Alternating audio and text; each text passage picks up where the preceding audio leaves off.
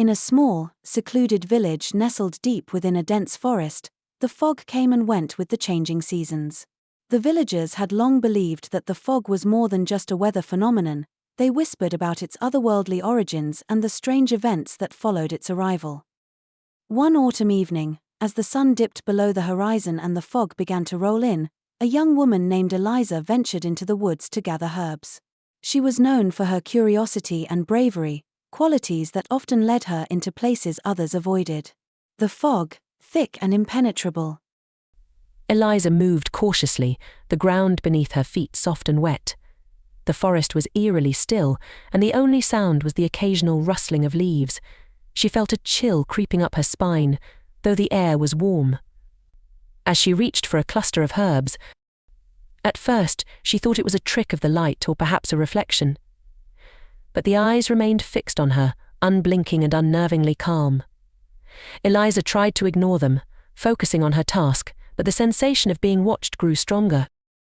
The fog seemed to thicken, swirling around her in a way that made the forest feel like an endless maze.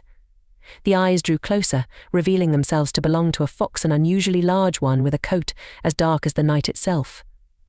Its eyes glowed with an otherworldly light, piercing through the fog like twin lanterns. Touched by fear and compulsion, Eliza reached out to the tree. The symbols flared with blinding light, and the fog roared with eerie whispers. The forest's malevolent force, bound by ancient druids, fed on her fear.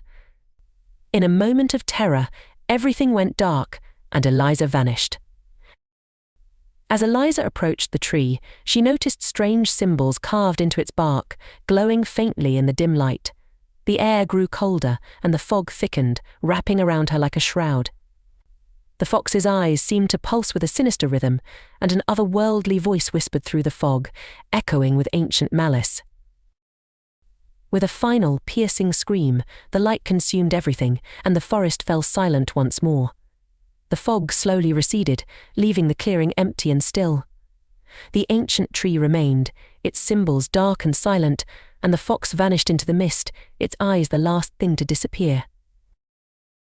In the village, Eliza was never seen again.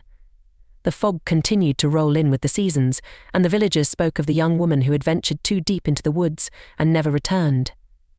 They warned their children to stay away from the forest when the